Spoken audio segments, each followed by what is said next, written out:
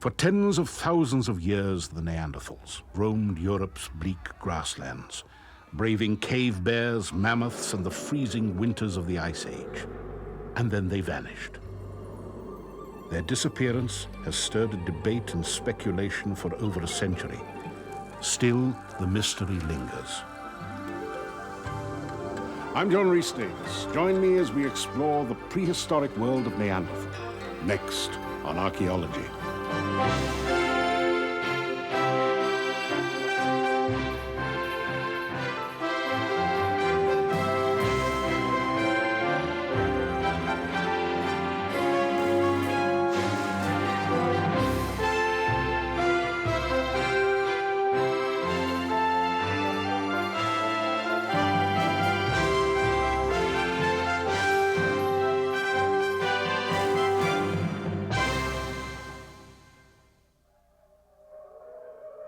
Imagine it is 100,000 years ago.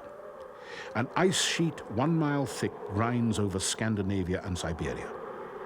Most of Europe is an endless expanse of prairie with howling winds and stunted vegetation. In the sheltered valleys, the Neanderthals huddle under cliffs and in cave mouths, hunting some animals familiar today, while facing others now extinct. The fearsome cave bear, cave lion, giant bison, and woolly mammoth. For untold generations, the Neanderthals had Europe to themselves. Then a new, modern type of human began developing and spreading slowly from Africa. For centuries, Neanderthals and moderns coexisted, apparently in peace. Then, the Neanderthals vanished. Why did Neanderthals as a group die out, and why did modern humans become the only form of humans that are around? We don't have all the answers to that question. It's a very difficult question to answer, but it's one where we're starting to get a series of leads from research into the fossils and research into the archaeology, the debris that they left behind.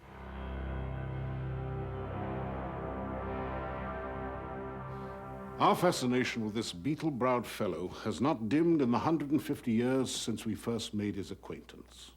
Artists have given him his human face. Physical anthropologists are trying to make him walk and talk again.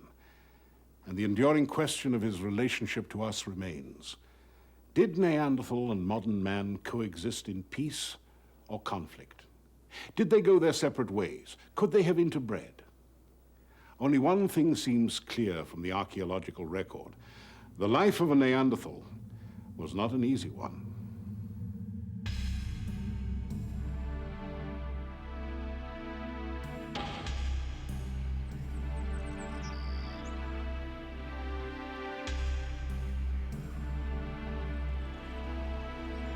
In 1856, a human skeleton was found in a cave in the Neander Valley in Germany. Its discovery began a century-and-a-half argument over the Neanderthals. At the turn of the century, archaeologists and collectors ransacked the cliff sites of southwest France, hunting for Neanderthal bones. The first attempt at a scientific study of this find from La Chapelle was a disaster and misled a whole generation. This 50-year-old Neanderthal's bones were deformed by arthritis, but they led a French scientist to declare that all Neanderthals were stooping hunchbacks with bow legs who couldn't walk straight. The image of the brutish caveman was born. How could such a pathetic creature have possibly survived the rigors of the Ice Age? In reality, scientists have begun a more realistic effort to flesh out the fossil bones. They're using the latest forensic techniques to bring us a true portrait of the Neanderthals, the same techniques police use to identify missing people. Medical artist Michael Anderson first needs his own copy of the La Chapelle skull. To do that, he's made a mold of the skull. This is a 3-piece mold. Get the eye sockets out. And there's the cast. This exact copy of the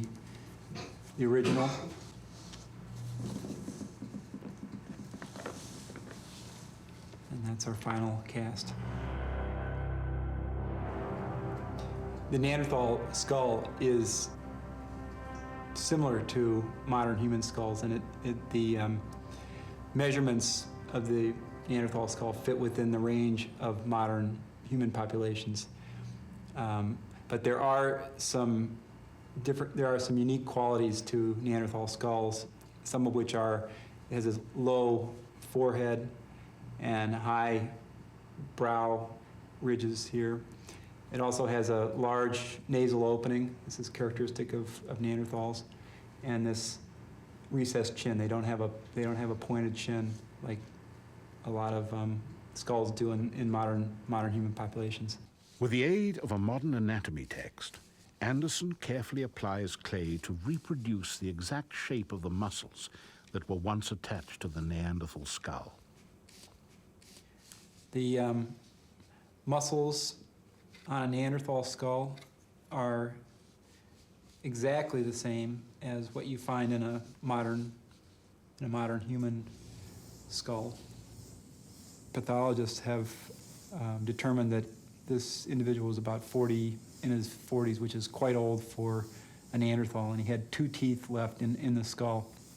And this led researchers to believe that he couldn't take care of himself anymore, and it just also points out that life was quite hard for the Neanderthals, and hence I tried to put in some of the gray in the beard, the salt and pepper look.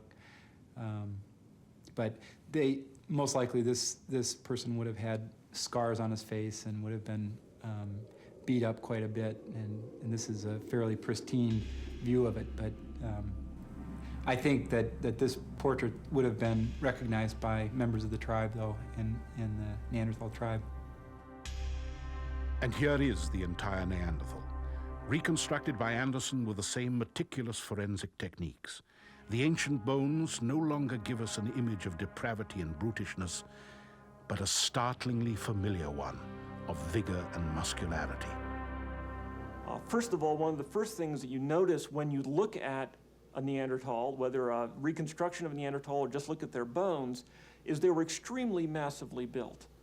For example, the attachments for their pectoral muscles, what bodybuilders call pecs, were about twice the size of those of modern humans. They had the physique of a Mr. Universe without having to work at it. They all had it. It was part of their everyday existence. They did it for survival, not to win world contests. One of the problems with being so strongly built is, again, it's energetically very costly. It's like an athlete in training. You have to take in a lot of calories, which puts the Neanderthals in a vicious circle. They have to take in a lot of calories to maintain these powerful bodies. In order to take in those calories, they have to be very active and go out and get lots of food, and it's a cycle, the vicious cycle that builds on itself. Why were the Neanderthals built like Mr. Universe? There's a clue in the stone tools they made. These are complex tools that require a lot of dexterity to make. Neanderthals made these, but what they resulted in were either handheld tools, like holding a knife by the blade rather than with an effective handle, or spears that were thrusting spears that were not very effective at throwing. They didn't have anything like a bow and arrow, so they would have had to get into close quarters, probably through an ambush, to bring down prey the size of a deer, which they did do. So their limited tools put a premium on strength and fitness, sculpting the mighty muscles which left their marks on the bones. But these same bones also tell a grimmer story of constant threats to the Neanderthals as they struggled for existence. Next, in the search for the Neanderthals. The bones of the Neanderthals tell a harrowing tale of the risks they faced in the perilous prehistoric world of the Ice Age. They have broken bones on their faces. They have broken arm bones, foot bones, hand bones. They have breaks, bruises, bad sprains, pretty much everywhere, as long as they were able to keep moving. And what is very interesting is that the distribution of breaks in their bodies is very similar to the distribution of fractures that you find in rodeo riders, especially bull riders and the like. And what this suggests is a lot of close encounters of a nasty animal kind.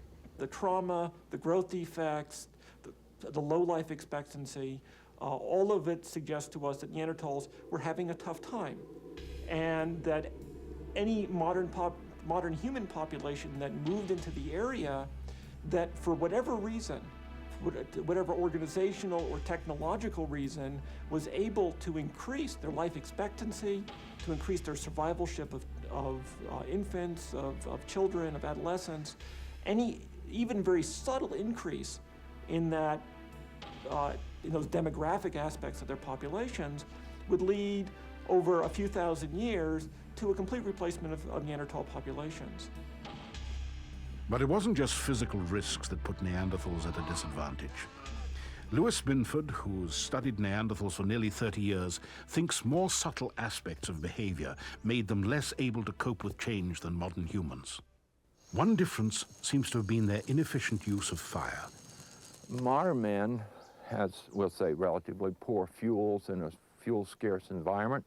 He'll bring in stones, he'll start a fire. As combustion goes on, the stones heat up that he puts in the fire.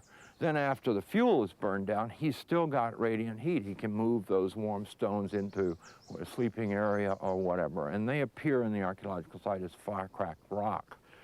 There isn't any such material in Neanderthal sites, yet they were living in severe environments in which this would have been a very useful tactic to have had. They didn't do it. But if Binford is right, there was a more fundamental problem, a failure to plan ahead, to take advantage of predictable seasonal events, like an annual salmon run. It's very hard in Neanderthal sites to find many salmon bones in environments where you pretty well know there was salmon, because the salmon bones are in the feces of bears that were contemporary. So they basically seem to be exploiting the environment on an encounter basis rather than on a planned schedule or a tactical basis, which is really what we do quite well.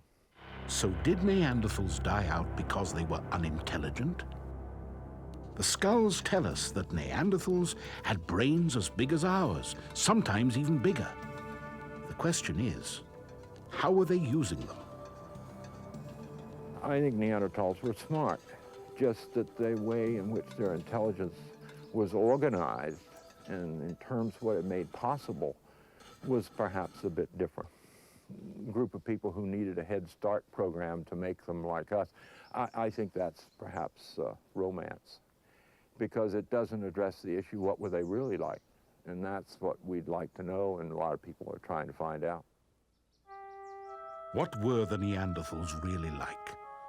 In the continuing quest for their identity, new clues have surfaced about the unusual relationships between Neanderthal men and women. For 100,000 years, Neanderthals endured their brief, hard lives. Then modern man emerged, first in Africa and gradually spread throughout the Near East and Europe until about 35,000 years ago, there were no more Neanderthals left. There seems to have been a lot of intermixing in areas like Central Europe, probably less in Western Europe, but the whole thing seems to have been peaceful. And even in Western Europe, where the Neanderthals seem to have died out largely without issue, they probably were simply outcompeted for resources. The question is, were they just a side branch, a dead end with no relation to us? Or does every one of us walk around with traces of this strange type of human in our genes? Well, the issue of how much genetic material we may have shared with the Neanderthals is perhaps put in perspective better by some of the biological chemists who point out that we share about 95% of the genetic material with chimpanzees. So we certainly share an awful lot, even if there was no crossbreeding. Why did the Neanderthals and their way of life die out? Louis Binford thinks peculiarities of Neanderthal behavior doomed them to die out. And nothing was more peculiar than the relationship between Neanderthal men and women. were they organized like us into basic families in which males and females cooperate in support of the young and help feed one another and stuff? Of course, this is something we'd like very much to know. From the Neanderthal site of Coombe-Grenal in southwest France, Binford draws an extraordinary conclusion. Men and women, he thinks, led largely separate lives, foraging outside the cave and eating most of what they encountered on the spot. There was little bringing back of food to share. That vital human institution, the family, seems to be missing. I think we have to imagine that much consumption is done individualistically and where it's encountered. And those things that are brought back to the cave are primarily things that require processing, breaking open, heating, or something like that. So that we're not seeing a normal picture of a family coming home for supper. This is also borne out by the kinds of species that we find in different places in the cave. And the frequency with which we think we have some ability to recognize what is male and female, which is arguable, but there's certainly kind of dichotomy in the site, suggesting that females may well be on their own much of the time, and males come in periodically, but they're not permanently associated as a mixed-sex group. Was cooperation between men and women a key advantage that modern humans had over the Neanderthals? An advantage that pushed inefficient Neanderthals into oblivion?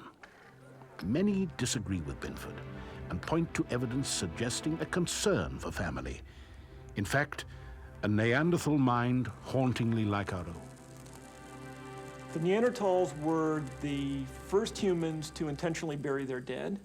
We have about 24 burials of Neanderthals, from little children to old adults, men, women, boys, girls. Burying a family member who dies, whether it's a child or an adult, says that you care about that person has a specific social role in the group, that person is important, and for the memory of that person, and to, in a sense, readjust the roles, the social roles of the people within that group, you go through some kind of a ritual, what we call a funeral. The argument that they cared for wounded persons or aged individuals, and that proves that they had a kind of emotional or more spiritual orientation to the world. I'm not so sure that that's totally convincing. Many other animals tolerate or even care for or help support disadvantaged animals on occasion. Other primates do this. There's a beautiful example from the macaques in Japan of a congenitally disadvantaged individual that made it and reproduced children and so forth. So that kind of evidence is not that convincing. They moved, they walked, they handled objects, they spoke language just as capably as any of us do. They may have had a slightly different accent than we do because they had larger mouths with larger faces, but basically, if you tried to teach them Chinese or English or French or Swahili or whatever, you wouldn't have any trouble doing it. They were perfectly capable of speaking modern human languages. But Lewis Binford thinks that it was modern humans who had the first effective language. This is not to be confused with communication. I'm sure the early guys had good communication systems, nor necessarily speech or the ability to articulate sound. That could be a communication system. The issue is how it's organized. So what really happened when Neanderthals, perhaps disadvantaged in speech, technology, and food gathering, encountered fully modern humans? Of course, it's interesting to speculate, particularly based on the Western European data, where we have some suggestion that Neanderthals were probably around at the time that also fully modern man was around.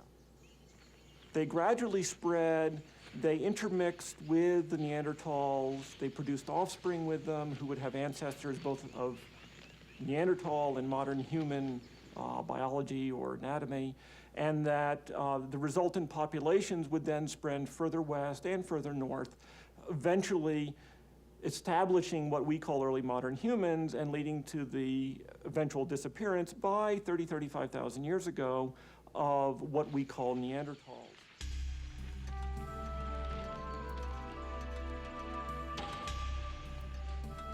How ironic that the ancient people once depicted as subhuman brutes must have made a contribution to the genes of all of us living today. There are no Neanderthals alive today, but the Neanderthals did not die out without issue. They passed on their genes, they passed on offspring that themselves became the ancestors of modern Europeans. So we have given Neanderthal a human face, and in many ways it looks startlingly like our own. They cared for their sick and their injured in a world fraught with disease and danger. They gently buried and mourned their dead, and they probably looked forward to a better life in the next world. But they could not see beyond their day-to-day, hand-to-mouth existence. In the end, this lack of foresight may have killed them off. Perhaps we, their successors, would do well to remember that.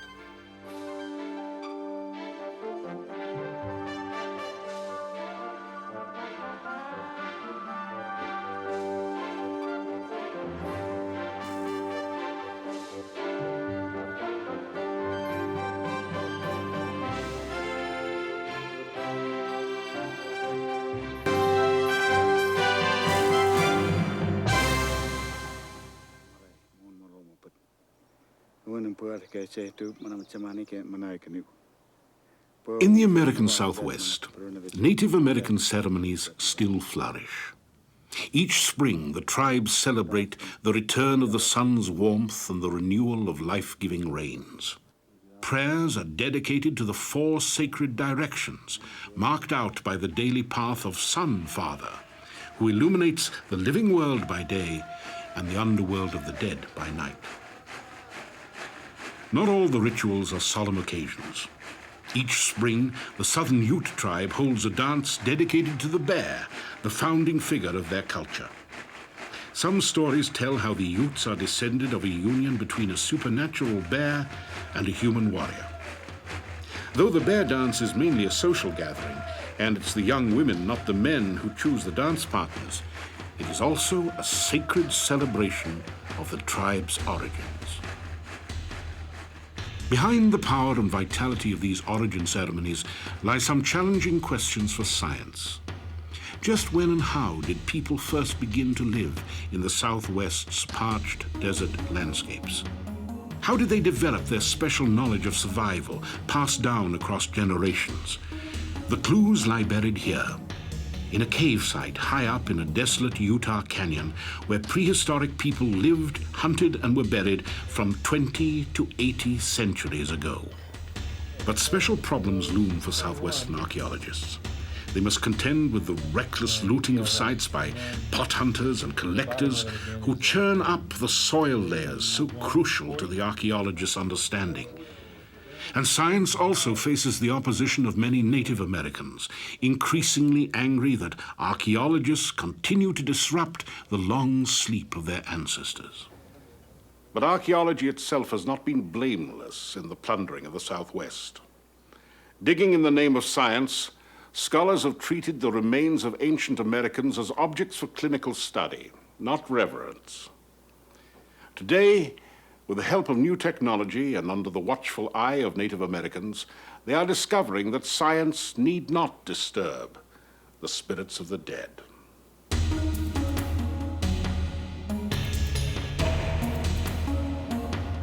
It is a desolate, unforgiving land. To survive here, you need long experience and special knowledge of the desert's hidden resources. Here, the rainfall averages only around 14 inches a year, falling mostly in unpredictable thunderstorms in June and July, often as sudden destructive flash floods. A flood races quickly over rock-hard soil, leaving it almost as bone-dry as before. Despite precarious conditions, prehistoric farmers raised corn in canyons which are now arid, desolate, far from any modern habitation.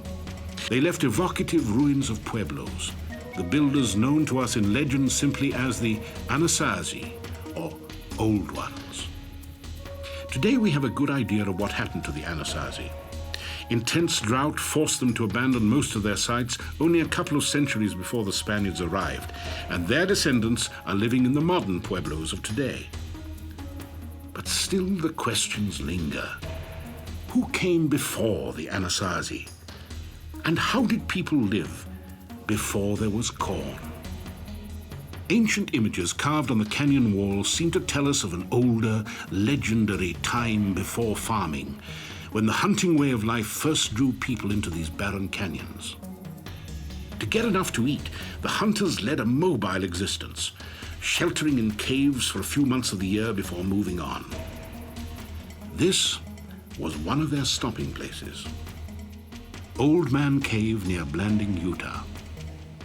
Here, Phil Geib, an archaeologist working for the Navajo Nation, and Dale Davidson of the Bureau of Land Management, direct a team of volunteers searching for elusive traces of those early hunters, known to archaeologists as the Archaic culture. It's a rare opportunity. The Archaic is one of the great unknowns in southwestern archaeology. If you think about the number of archaic sites that anybody has dealt with here in the Southwest, the number in this part of the Southwest is like 3 or 4 sites total. You know, and we've how many Pueblo sites have been dug here? Thousands and thousands. So it's a really, to work in a place like this, it adds a real important dimension. In part, it's a preservation problem, too. Here we have wonderful preservation. We're in a shelter, and these early deposits have been totally preserved. They haven't been flushed away. A site like this, of this age, 8,000 years ago, if it was out in the open surface out here in the valley, has a good chance of either eroding away or being buried by other deposits, so it's totally invisible to archaeologists, and we have a hard trouble locating those kinds of sites. Here, the materials is preserved, and it's preserved so well that we have organics, yucca and grass fiber that date back 8,000 years ago, or about 8,000 years ago. It was an unusually well-preserved object that first alerted them to the potential of the site. On a visit to the vaults of a local museum in 1988, they spotted a sandal woven from yucca fiber that had been collected from the surface of the cave. They had once suspected that the site must have remarkably intact remains from the Archaic, but when they hiked to the cave, they found it riddled with the holes of collectors and pot hunters. As you can see all around us, this part of Old Man Cave has been very heavily disturbed by looters in the past. Maybe as long ago as before the turn of the century, in the 1880s and 1890s. Maybe only a matter of a few years ago. The 1880s and 90s were the heyday of the collectors who ransacked sites to fill museums back east. Richard Wetherell and his 4 brothers were Colorado cattle ranchers who led an expedition in 1893 into the tortuous canyons of Utah's Grand Gulch. At a single cave, Wetherell unearthed 97 skeletons in 4 days, shipping them back east to museums where the bones still lie boxed up, virtually unstudied to this day. Though his methods were crude, Wetherell was one of the first to record his finds with notes and photos. And he realized that the Anasazi were not the first visitors to the site. There are some of the early relic hunters that I like to think of as archaeological explorers rather than vandals, because they were practicing the archaeological science of the day, if you will. We wouldn't do science like that. We wouldn't do archaeology like that anymore. But I think that they're in a different class than people who were just here to get some pots to sell, or some blankets, or all the other wonderful things these sites contain. While pot hunters still plunder dozens of sites in the Southwest each year, archaeologists have changed their methods drastically. New remote sensing technology allows them to plan exactly where to dig beforehand and see beneath the soil without even lifting a spade. Today's archaeology is indeed different from the old days. High technology will allow Dale and Phil to see beneath the soil before they even lift a spade, thereby allowing them to avoid disturbing human remains. Right across this area, right through here. First, they stake out a reference grid that will help them pinpoint the location of any buried features seen by this device. It's an antenna that transmits a ground-penetrating radar signal into the earth. similar in principle to an earthquake detector, but with a much higher frequency signal, which will bounce off anything unusual underground. For example, if a pit has been dug and then afterwards covered up, and the ground-penetrating radar passes across that point, the place where the pit has been covered will be different from the surrounding soil that has not been disturbed. Once the natural soil profile is disturbed, it stays disturbed, and it's something that the GPR instrument system can find and determine. So the machine picks up reflections from disturbed soil, buried rocks, objects, or bones, and the fraction of a second it takes the signal to bounce back tells the machine how deep the object or layer is. The result?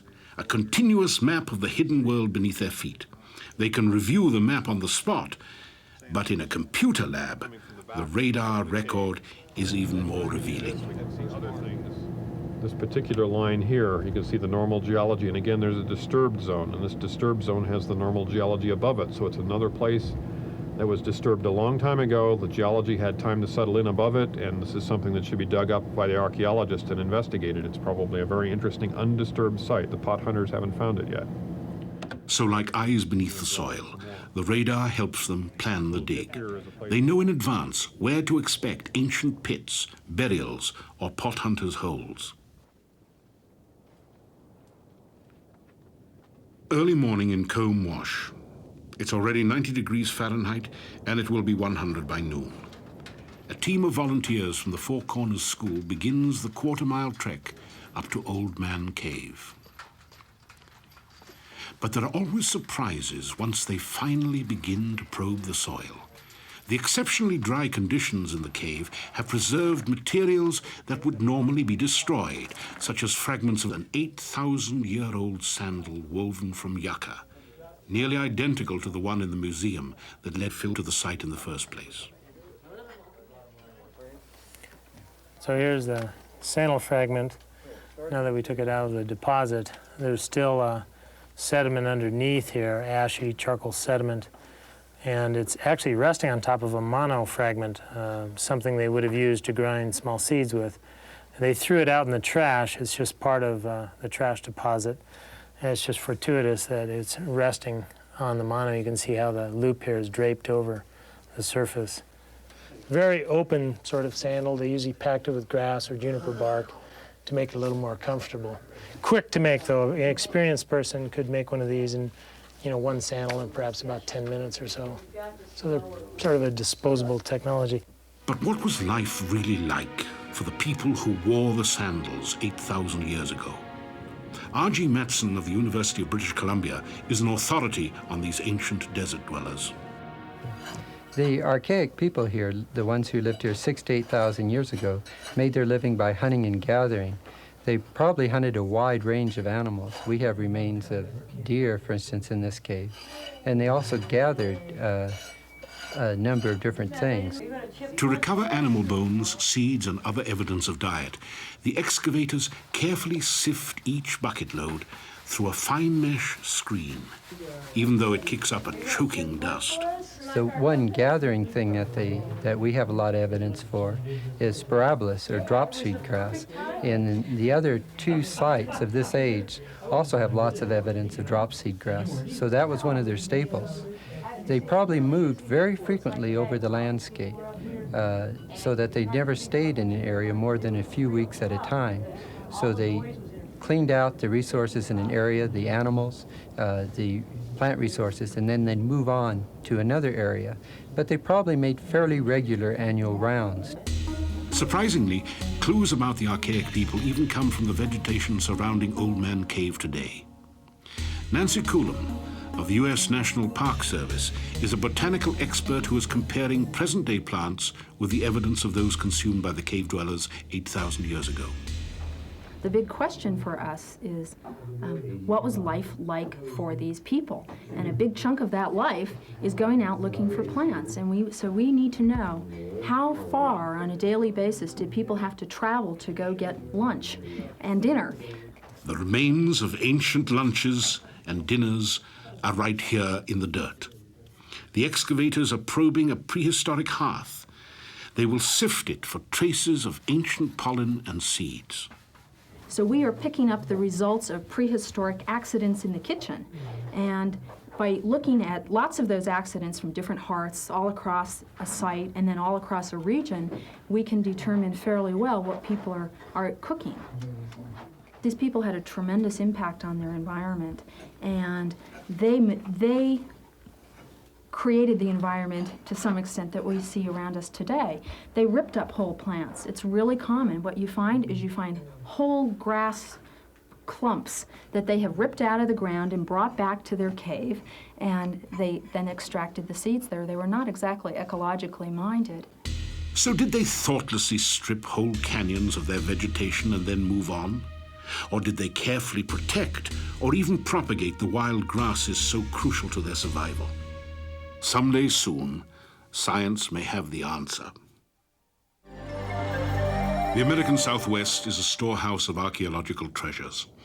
A conservative estimate would be 500,000 sites.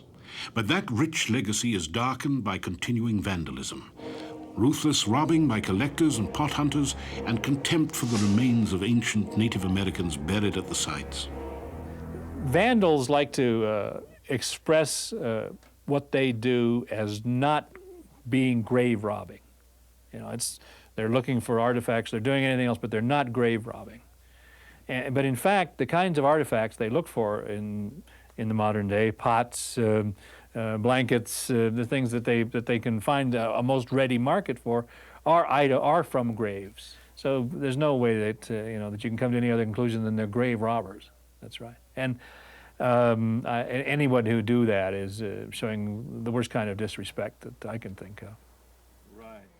In their work at Old Man Cave, the archaeologists have already used ground-penetrating radar to alert them to likely burial places within the cave.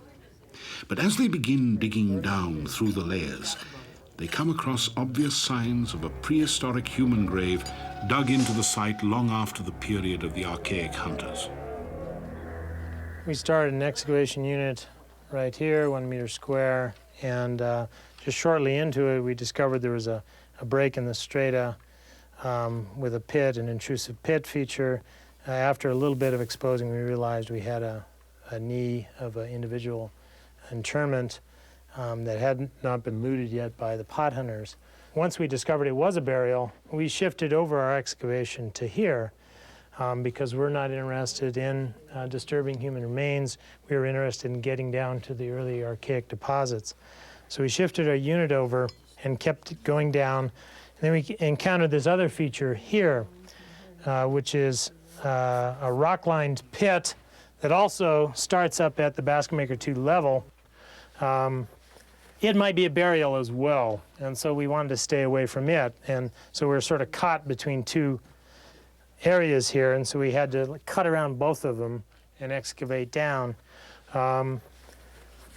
Native Americans find it terribly offensive for archaeologists to be digging up their ancestors or, anyone who is Native American and treating them like objects of study, not treating them as with reverence or not treating them as human remains, but treating them like artifacts, essentially. At this site, we've tried to be sensitive to that. We've tried to avoid the human remains to the extent possible, and we haven't been purposely excavating for them. When we find them, we've had to move our excavation to try to avoid them. We have surface collected all the remains that were disturbed and left around here from previous looting at the site and reinterred them in a specific spot.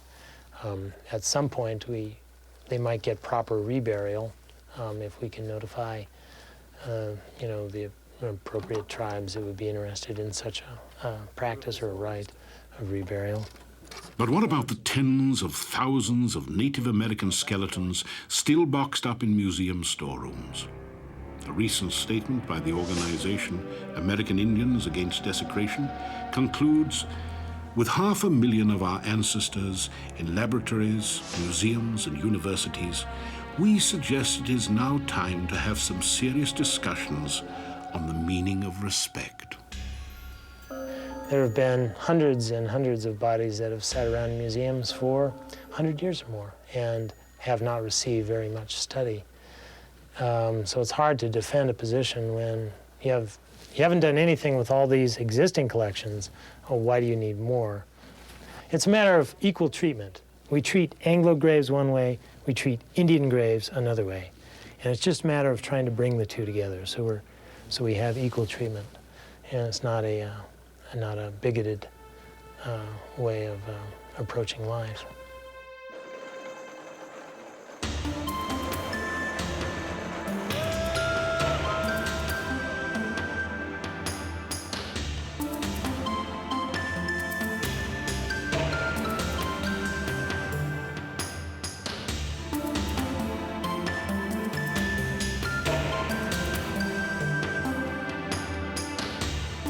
The lives of today's Pueblo peoples speak to us of an extraordinary, centuries-old heritage, founded on reverence for the Anasazi ancestors who, like them, must have celebrated the return of the sun and the life-giving rains.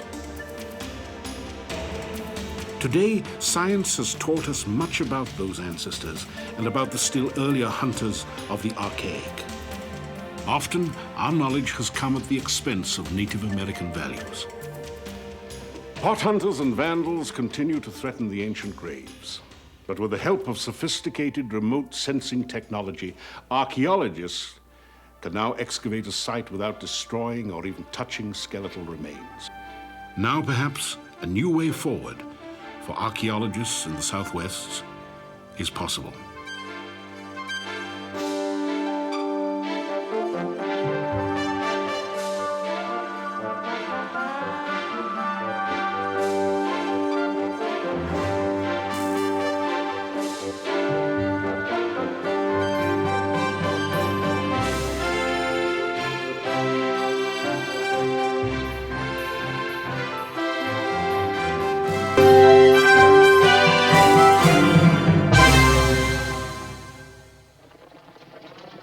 They were the bravest of the brave, 210 men of the 7th U.S. Cavalry. At the head of their column was the flamboyant George Armstrong Custer. Blue-eyed and golden-haired, fearless and defiant, he was a paragon of valor. His adversary was an Oglala Sioux named Sitting Bull, whose disdain for whites and hatred of reservation life was well known. The two men's destinies crossed on a ridge above the Little Bighorn River. Here Custer and the 7th Cavalry would make a gallant stand. It would be their last. In a blaze of final glory, Custer and men fell one by one. But how much of that myth is true? For the first time, we're able to plot the final agonizing moments of that bloody day on the ridge above Little Bighorn. Scouring the battlefield for bullets, buttons, fragments of bones, archaeologists have generated a unique computer simulation of the day's deadly crossfire, belying the long-held myth of Custer's last stand.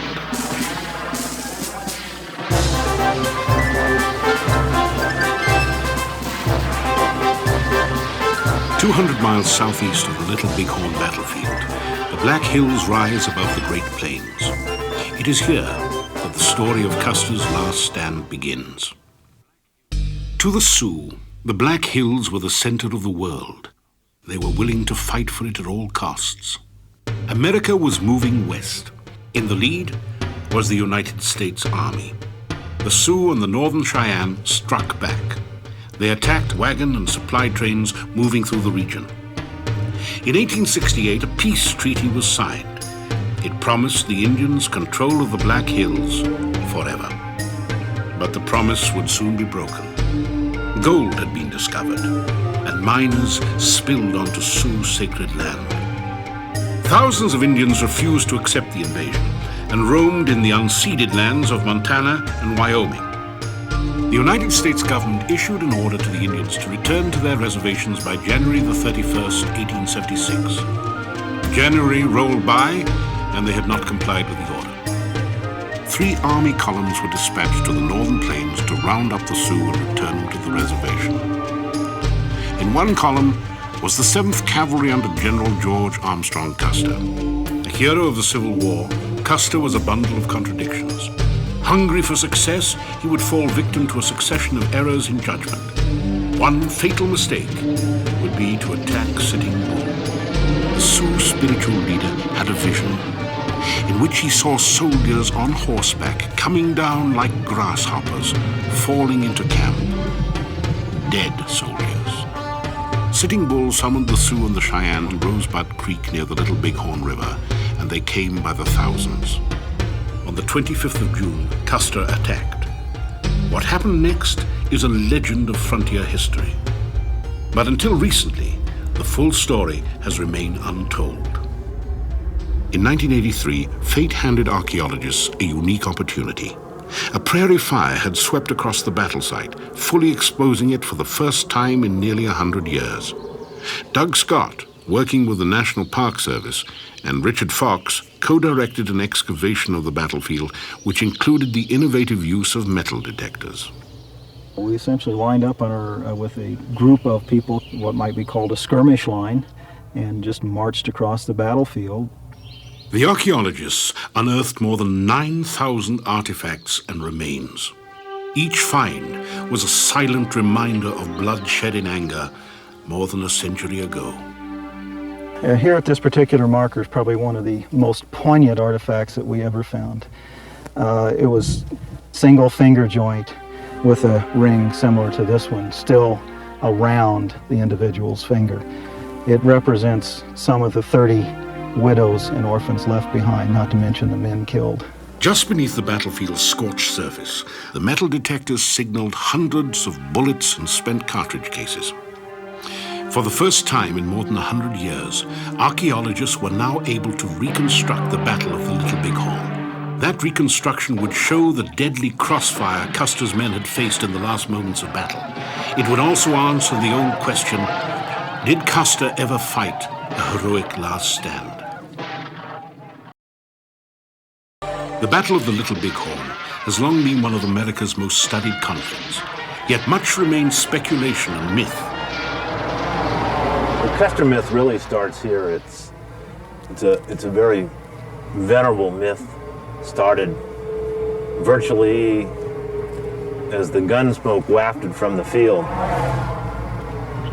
Custer came down Medicine Tail Coulee to the ford intending to attack the village, which laid across the Little Bighorn River, and he was met by hordes of Indians and driven away from the river, driven to the north up to Custer Ridge. And there, he and his men organized a gallant but futile defense and essentially went out in a blaze of glory to the last bullet and the last man, and very often the last man was Custer himself. The excavations at Little Bighorn have turned that myth on its head. Archaeology revealed that while the army had fought with Springfield carbines and Colt revolvers, the Indians fielded as many as 41 different types of gun. Each spent bullet and cartridge still carried unique ballistic markings from being fired. By tracking these forensic fingerprints with the help of a computer, the archaeologists saw the long, still battlefield once again come to life. When we moved into the firearms identification process, the study of the individual firing pin imprints, and by seeing the clustering of the end-in cartridge cases, we were able to see new and unknown end-in positions. And combining that with the accuracy of the computerized mapping, we could actually trace individuals moving across that field. By understanding that there were movements of people, and certainly the weapons in those people's hands, we could begin to see the dynamics of that battle take place. Now, the new thinking is, in fact, here in Medicine Tail Coulee, Custer did come down to the mouth. And in fact, the Indian village was across the river. But he didn't attack, and he was not met by hordes of Indians. And what we learn is that he found a virtually empty village. And why? Earlier, Custer had ordered his second-in-command, Major Reno, to attack the Indians in the valley. Reno's assault drew the warriors away from the village, forcing the women and children to flee. Custer Ridge. Custer had come up on the ridge in pursuit of the women and children who were fleeing out of the village. In fact, he came up on the ridge, left the right wing in a position here, and he took his left wing down to the river again, but had to come back and wait. So the entire Custer command waited on Custer Ridge. Custer was waiting for reinforcements from his subordinate, Captain Benteen, whom he had ordered to scout the river valley earlier in the day. But Benteen was aiding the beleaguered Reno. Custer's men waited in vain. As they waited, more and more Indians accumulated, crossing the river and coming up into this area, infiltrating and pot-shotting at the soldiers. And finally, this accumulation became so great that Captain Kehoe sent Company C down into this area to relieve the threat. Within minutes, the Indians launched a counterattack, led by Lame White Man, a Cheyenne. Company C collapsed and fled towards Calhoun Hill. Calhoun Hill is the only place where we find archaeological evidence for tactical stability, particularly in the cartridge case evidence. We see the cartridge cases lined up in what we could consider to be a skirmish line, men kneeling and firing at 5-yard intervals along a skirmish line. This tactical stability, however, was not to last.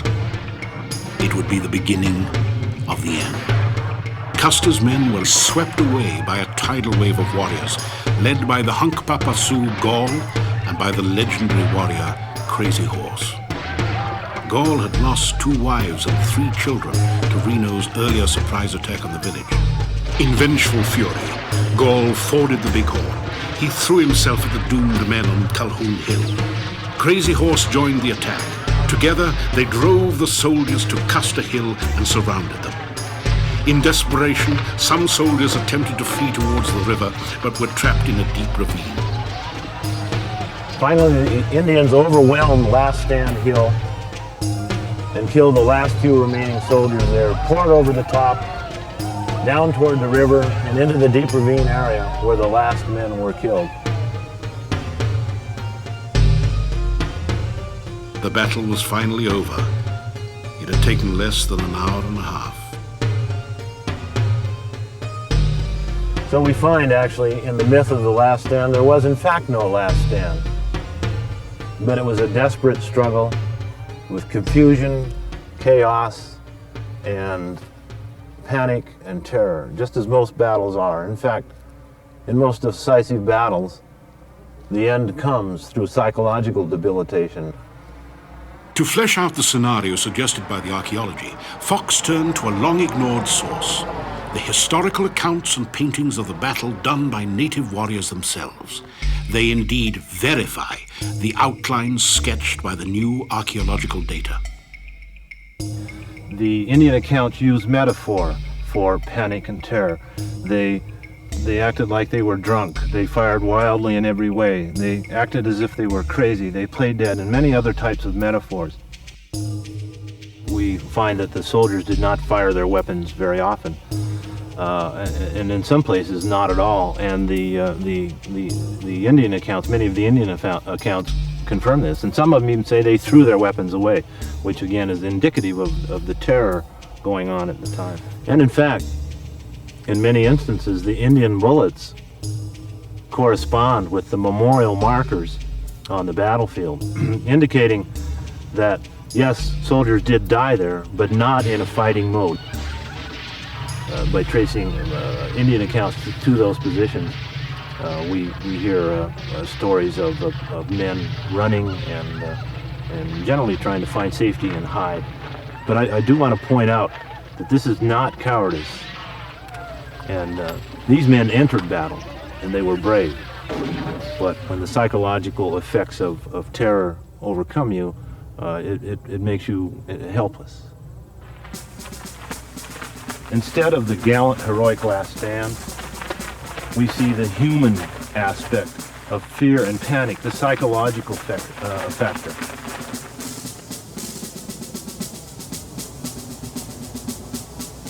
something that is always focused on in the telling of this story is the mistakes of the military. Everything that they did wrong. Owing to the archaeological work of the last decade and to an appreciation of the only historical accounts of the battle, much has changed at this site. Perhaps the most significant is the appointment of superintendent. And it would be equally as important and interesting to do a presentation on what the Indians did right. Because obviously there were some things that were done right that day. There was a strategy in the way that we knew military. Barbara Booher, of Ute and Cherokee origin, is a minority of one in the National Park Service. There are 359 units in the park system right now, and of those there are 36 women superintendents. And of those 36 women, I'm the only American Indian. That's why I feel lonesome sometimes. The battlefield archaeology now reveals that Custer's men were outgunned, outmanned, and outfought that day. The firepower of the Indians' firearms has been drastically underestimated, I think, by most historians. It was significant. And we're estimating, 700, 800 guns at least, and outnumbered 7 to 1. With that much firepower, you don't have much of a chance. And we found, I think it was 9 different bullets embedded around this marker, indicating that there had been many Indians firing at this single individual. I can't imagine being that individual at that point, trying to reload my weapon or fire back, and bullets coming from all directions. He clearly died there. Not only did the Indians have more guns, but it was now clear their weapons were superior for the bloody, close-in fighting that had raged. The Army firearms were not substandard. They were excellent, but they were single-loading, the carbines were. So it had a fire shot, reload, and then fire again. And at least with the repeating rifles that the Indians had, they were able to fire anywhere from 7 to 16 shots without having to stop and reload. So I think the amount of firepower, if not the knockdown power, played a major role in the battle and the defeat of Custer's command. Ultimately, the story told by the bullets and the cartridge cases unearthed at the Little Bighorn was not just of a single battle, but an epic drama of 2 cultures locked in historic conflict. And even in the details, there is a certain irony.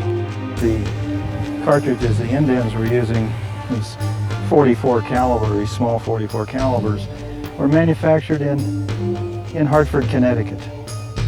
Yet the Army cartridge cases, these large ones, were manufactured at Springfield, Massachusetts, just up the road. What we have are cultures in conflict using weapons that were generated by the same culture. The soldiers were fighting for what they believed in, Western expansion and white settlement. But so too were the Sioux and the Cheyenne fighting for their way of life, preservation of the open range and buffalo hunting, an existence they had known for centuries.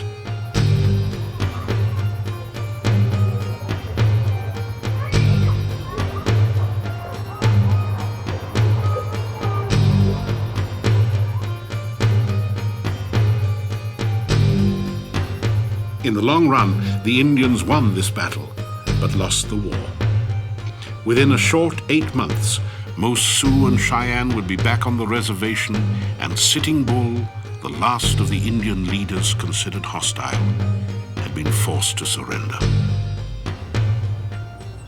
The Indian perspective has never been presented as much as the non-Indian perspective. The accounts of the battle were written by the non-Indians and told by the non-Indians.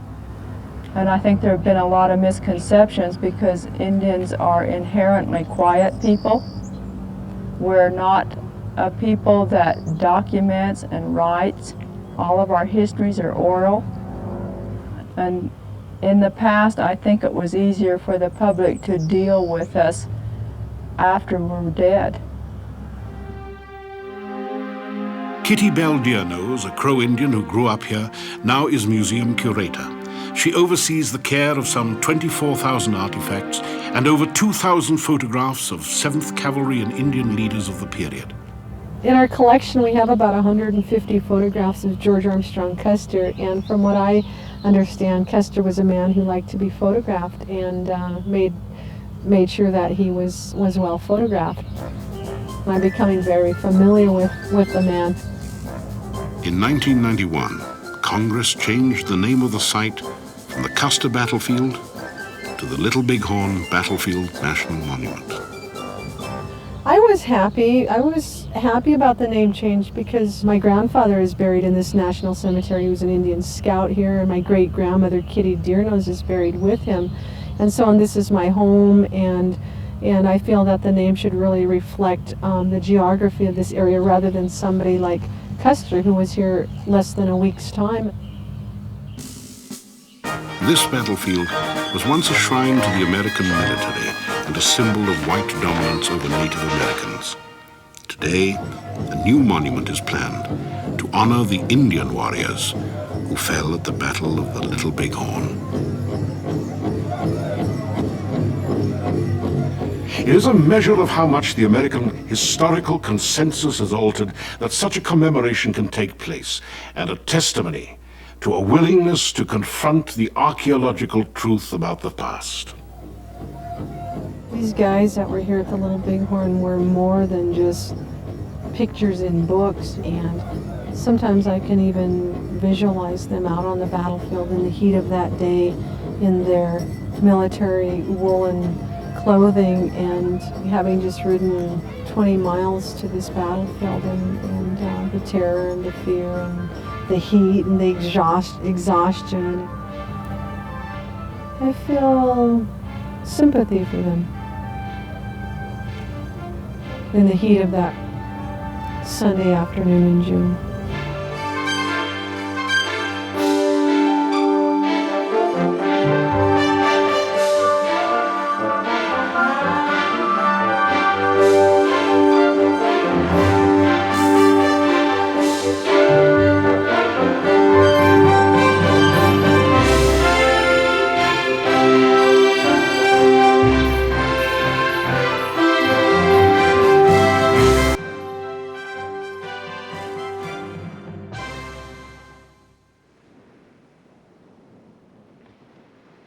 To those who knew him, he was a man of vision.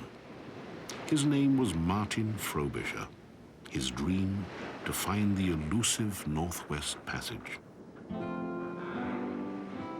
4 centuries ago, this valiant sea captain became the first Englishman to set foot in the New World. What followed is a tale fraught with greed and intrigue, misfortune and folly. There, on the threshold of the Americas, a chance discovery turned his conquest into disaster. It is ironic, isn't it, that though Martin Frobisher's name is rarely mentioned in American textbooks, he and his men live on in the oral history of Native Americans. For centuries, the Inuit people of the Arctic have passed down tales of this intrepid Englishman, and the half-dozen of his crew left behind to perish on the ice. Now, archaeologists search the barren wastes of Frobisher Bay for clues to the English explorer whose journeys changed the course of British imperialism and, in time, the face of the world.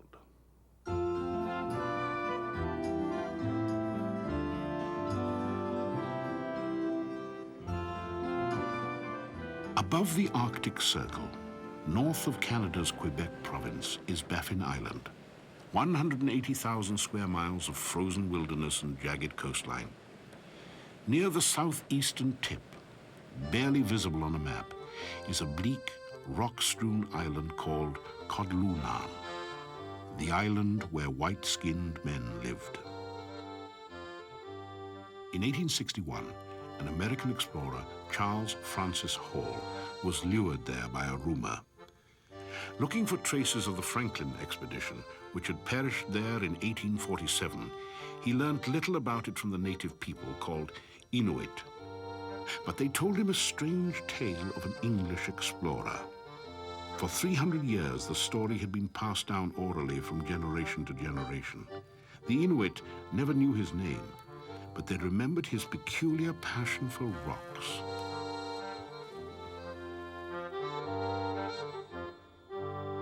It was the golden age of exploration.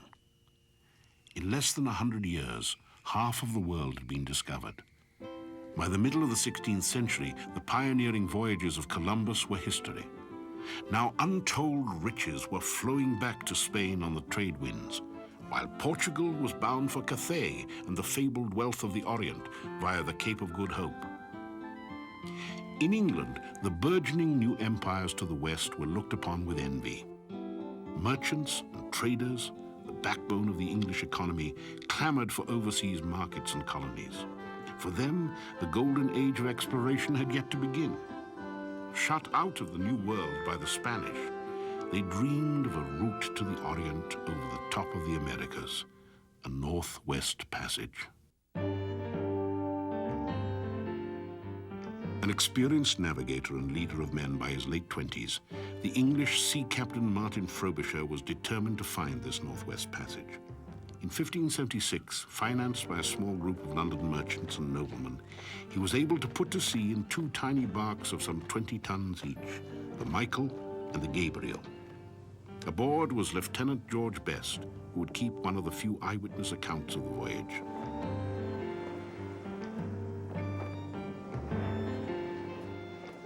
After 5 perilous weeks at sea, they entered a great body of water. To his right, Frobisher believed, was the continent of Asia. To his left was the mainland of America. Convinced that he had found the entrance to the Northwest Passage, he named it Frobisher Straits, then went ashore. The crew of the Gabriel would become the first Englishmen in history to encounter the Inuit. From a distance, Best would write, they looked like porpoises or some strange kind of fish, until they came closer and we discovered they were men in small boats made of leather. They exchanged coats of seal skins and bear skins and similar objects for bells, looking glasses, and other toys. After many courteous meeting, our men began to trust them. When I read the document, I try to see in them what was the perception that the Inuit had of the English. And I always have that impression that the English at the time were kind of hardware for the Inuit. In other words, the Inuit look at them as a possibility of acquiring iron, something they did not have. So it had a lot of importance during the first voyage.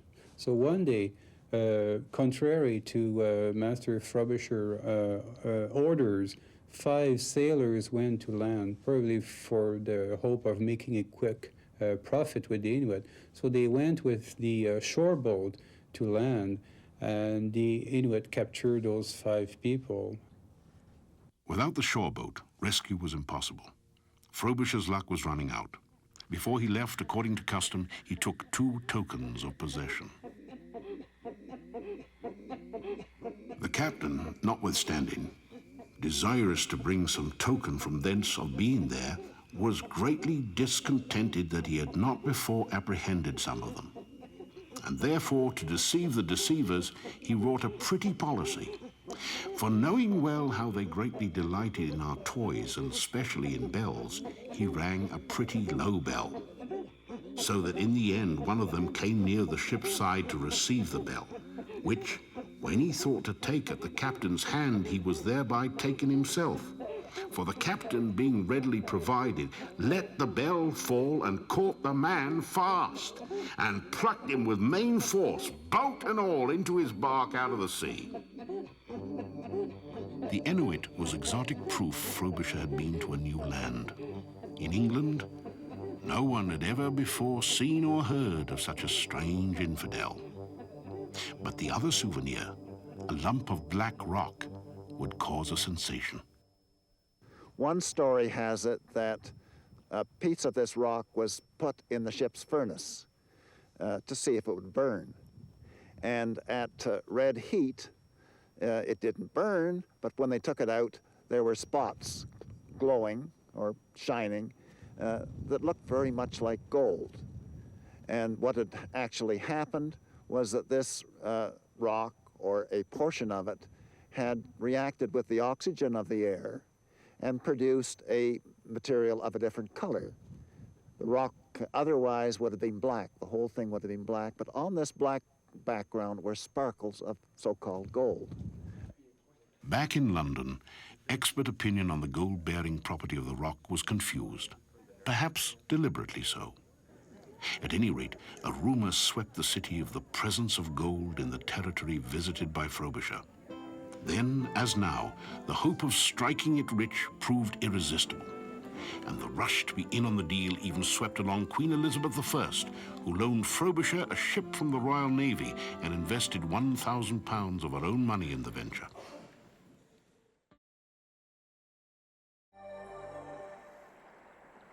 In 1577, with the search for the Northwest Passage taking second place in the mind of its promoters, the Cathay Company was set up. Frobisher returned to the island where the rock had been found the year before. With him were 5 assayers. At that time, metallurgy was rather well advanced. That they used fire assaying, and that fire assaying for gold and silver is much the same as the fire assaying today. So it had advanced to quite an advanced technical state back in even at 1550. With 200 tons of rock, Frobisher returned to a warm welcome in England, where it was quickly decided to mount a third and even larger expedition. The last voyage of Martin Frobisher, in 1578, was an expedition the like of which the eastern Arctic would not see again until the later years of the 20th century. This time, the search was simply for gold.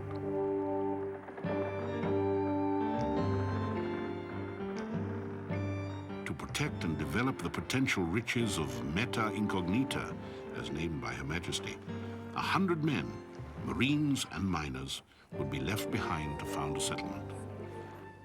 Well, Codlunan is a very small island and barren and has a gravelly surface. It's not the kind of place where you would expect a group of Englishmen who sail across the ocean battling ice and storms and even unknown spirits, because they were very superstitious at that time as well.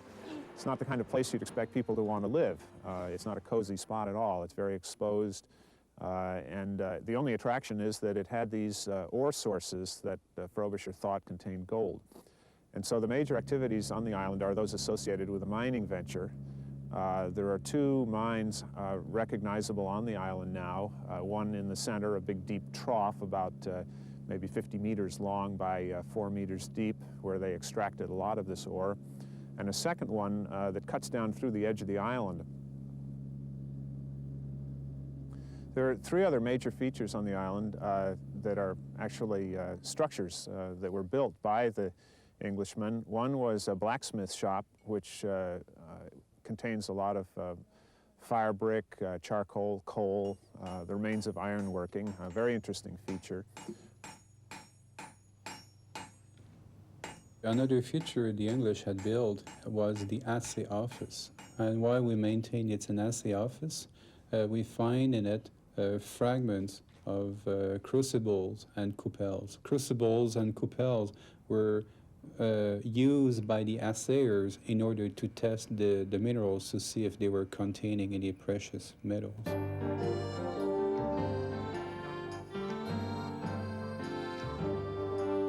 The final structure is the Frobisher house, so-called, which is was a stone foundation house built on the top of the island. It is the first stone structure built by Europeans in the New World, and it was about 4 or 5 feet high of stone, and then they built walls of wood and probably had a tile roof on it.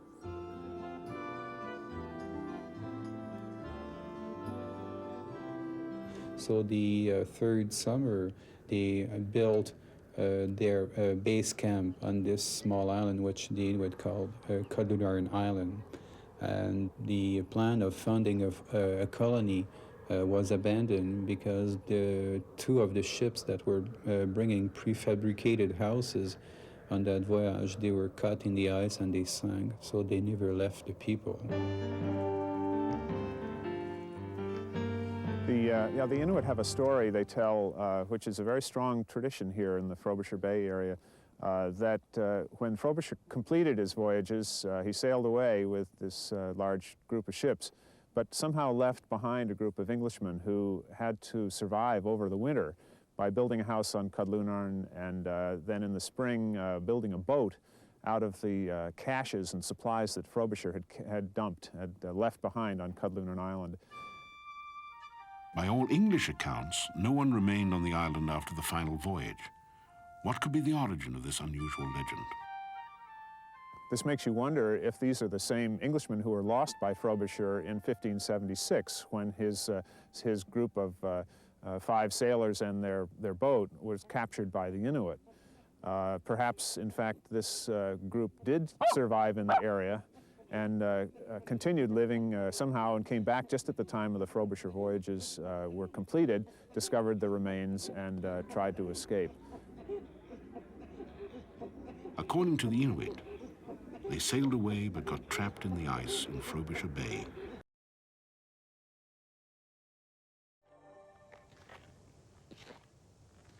"1,300 tons of ore were eventually mined on Codlunarn Island, but before the expedition reached home, a rumor swept through London.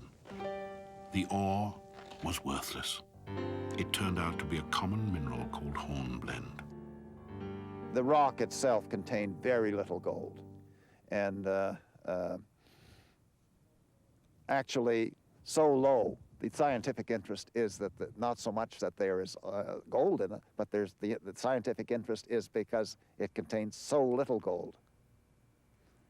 What could have led Frobisher and his men to believe it was gold? One possibility is that they were using additives to extract this gold and silver, and perhaps the additive was contaminated. Perhaps it was contaminated and they didn't know that it was contaminated. Or perhaps it was contaminated and they did know it was contaminated, and it was done purposely. The answer to these questions we'll just never know.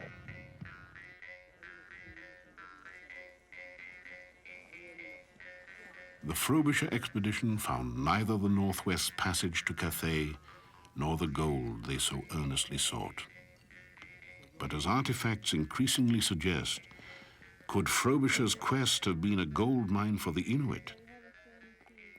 It was, because I think for hundreds of years after he left Codlunarn Island in 1578, people regularly went back to that and used it as a source of raw materials, the same as they go to a mountaintop for chert or to a good area for caribou. It was just another area with very good material in. Most of the Frobisher materials that turn up are pieces of tile, roofing tile, or else stove tile. They had glazed tiles for their stoves and their boats. And this is what shows up in Inuit sites close by Codlunarn Island and as far away as 180 kilometers in towards the head of the bay. We found a large piece like this today, for example. Charles Francis Hall in the 1800s said that they often used pieces like this to polish brass ornaments. So they were getting brass later on and they used these as polishers. That's the most important artifact that we find from Frobisher. Today, Bill Fitzhugh found another first. This is 2 fragments of a very small container with some slag welded onto it. And this is probably a small crucible that the miners used to melt down the ore to extract the what they thought was gold.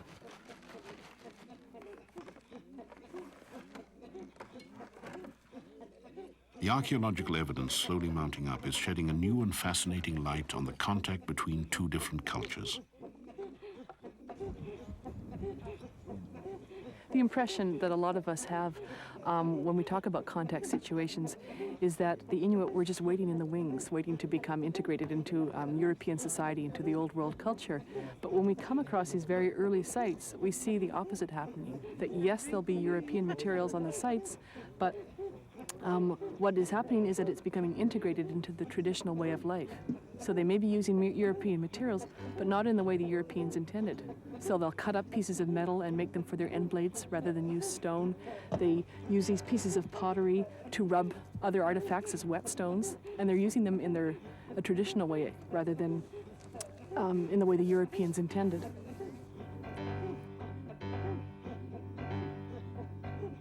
A gold mine for the Inuit, the site of Frobisher's seemingly vain endeavor is far from having yielded up all its archaeological riches to modern scientists.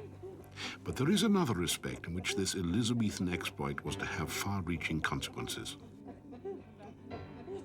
The Frobisher voyages produced a wealth of new information for a very young nation. Britain at that time was only joining the leaders of European nations in exploration, discovery, and business. Although the voyages were a disaster financially and in terms of the mining operations, they produced a tremendous amount of data for on Arctic exploration on the regions of the world which the British knew nothing about, but would become a major, their major stronghold in the New World, north of the Spanish holdings to the south. In addition, it produced a whole group of experienced and trained navigators who were capable of traveling in the northern seas, who went on to make major discoveries and even worldwide explorations. It advanced the technology of marine construction, of boat building, of the production of materials needed for navigation, for setting big ventures, and eventually for establishing major colonies in the New World.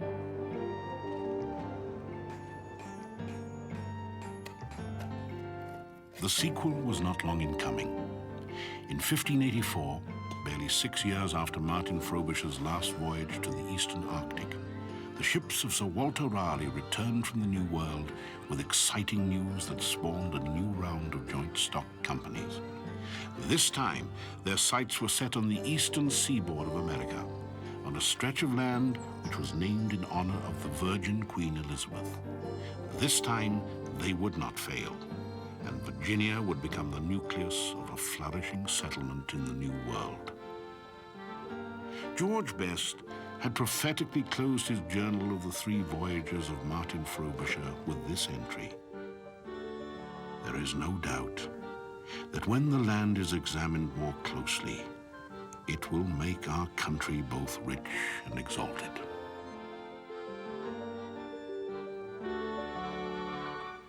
Like so many others, Frobisher came to the New World in search of riches and fame.